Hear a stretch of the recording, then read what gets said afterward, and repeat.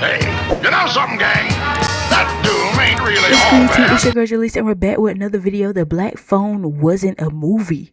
Who was it about? Recently, a viral post drew comparisons between the antagonist from the Black Phone, the Grabber, and the real-life monster that's rocked the world, pointing to both having the exact same eerie eyes. But this wasn't This is scary as freak. the only thing that linked the Grabber to the disgraced financier, as this character seems to be an on-screen manifestation of the very real evil. Today, we are decoding the movie The Black Phone, revealing how this isn't just a horror movie, but a documentary in disguise.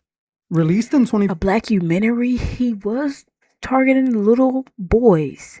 I'm an island boy. 2021, The Black Phone follows 13-year-old Finney, kidnapped by a masked killer known as the Grabber. Taken to a dark, soundproof basement, Finney is forced into a disturbing game called Naughty Boy. The Grabber sets a trap. He leaves the basement door unlocked while pretending to sleep upstairs. He then waits for the victim to attempt an escape. The moment they do, the Grabber, who was wide awake the whole time, intercepts them. In his twisted mind, they're now a naughty boy, giving him the excuse to punish them until they pass out. This was his diabolical cycle. In the movie, Finney A lot of people saying that Black Phone was mostly like a scary movie for kids because it wasn't really scary. This is really scary for kids because imagine getting grabbed while you're a child and you have to, like, you're not with your family. Like, what the freak is going on? Like, that is really scary for a child. communicates with the spirits of past victims through a supernatural phone, eventually defeating the Grabber That was crazy. When he was talking to the phone with the past victims, that was crazy. and escaping. But while the movie has a happy ending, the same can't be said for the victims of the real-life Grabber.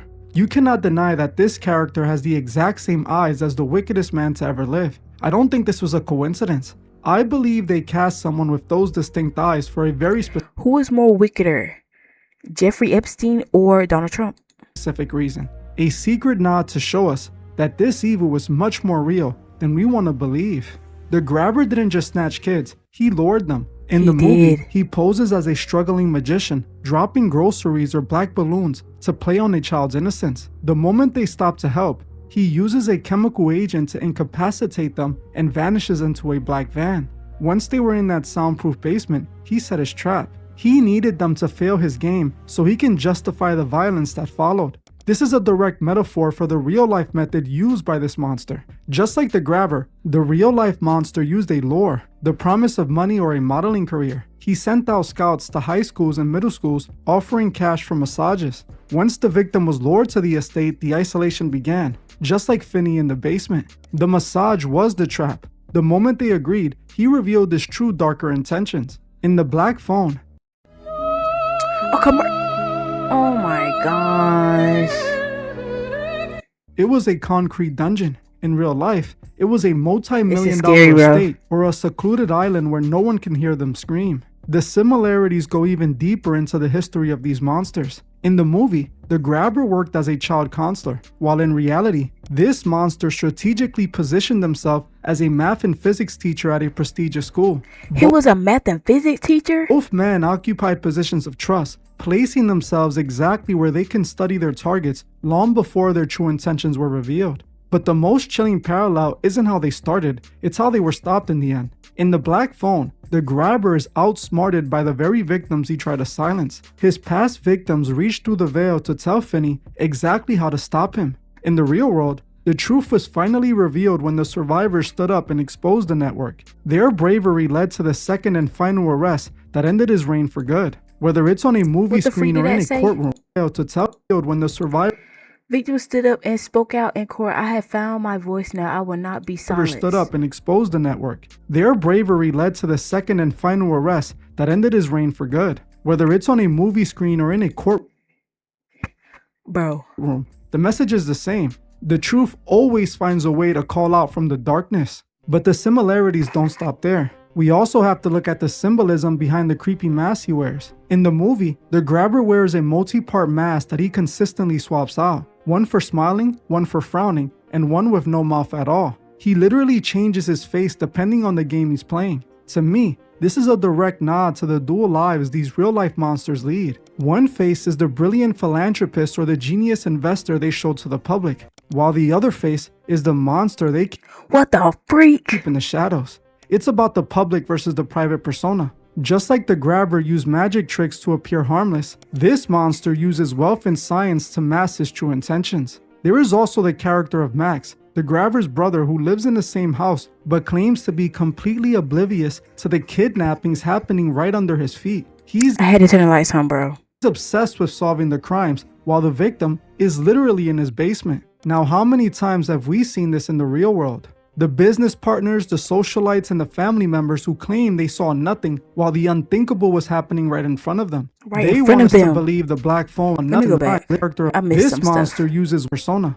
Just like the grabber used magic tricks to appear harmless, this monster uses wealth and science to mask his true intentions. There is also the character of Max, the grabber's brother who lives in the same house but claims to be completely oblivious to the kidnappings happening right under his feet. He's obsessed with solving the crimes while the victim is literally in his basement. Now, how many times have we seen this in the real world? The business partners, the socialites, and the family members who claim they saw nothing while the unthinkable was happening right in front of them. They want us to believe the black phone is just a scary ghost story about a haunted rotary phone. But when you look at the mask, the enablers in the house, and the magician's lore, you realize the phone isn't the only thing that's connected to another world. This movie wasn't just made to scare us, it was made to show us the blueprint of how they operate in plain sight. We have to ask ourselves, why are these stories even made in the first place? Who is behind these narratives that mirror real-world monsters so perfectly? When I looked into the source, I found something very interesting. The Black Phone is based on a story by Joe Hill.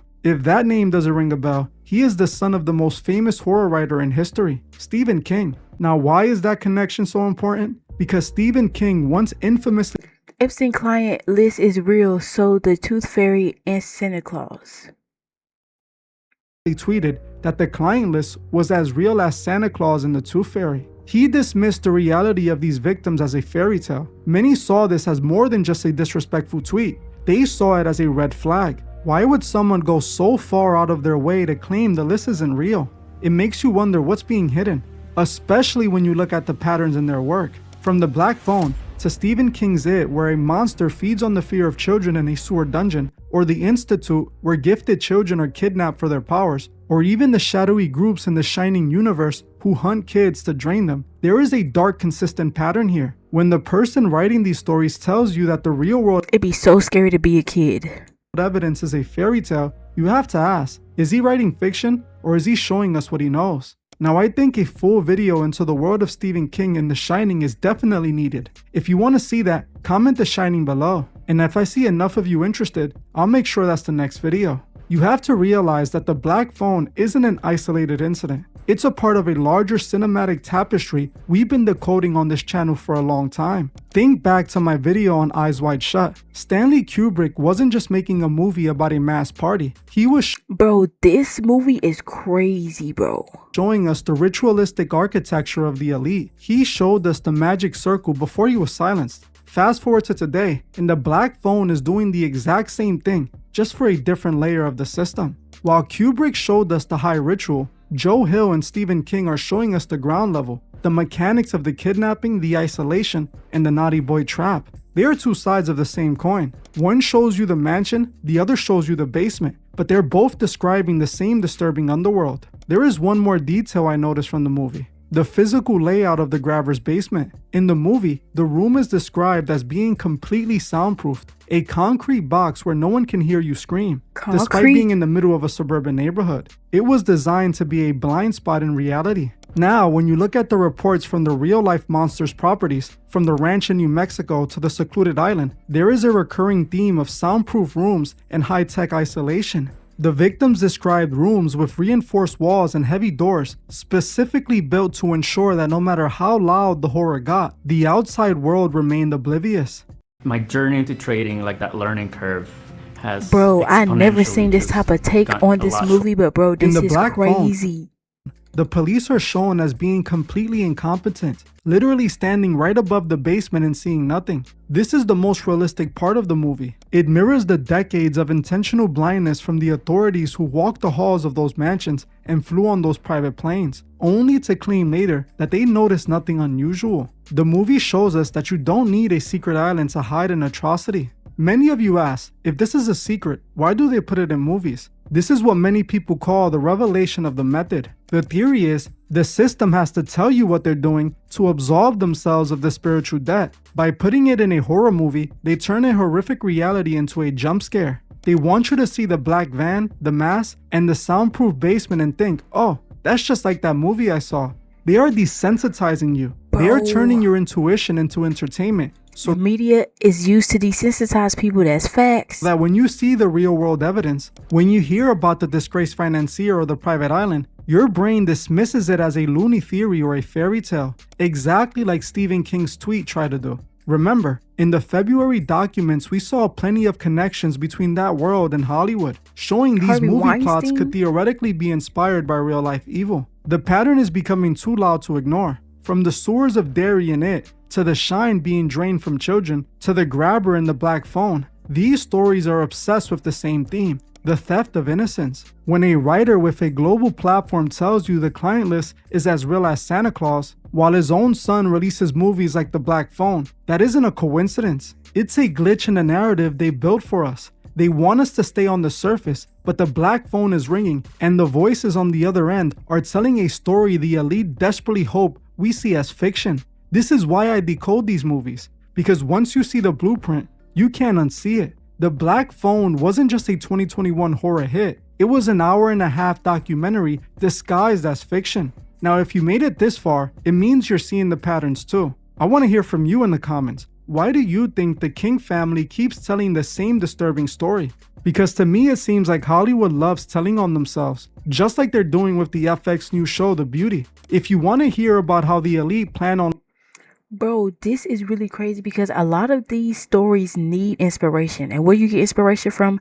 Real life experiences. So, do what you with that.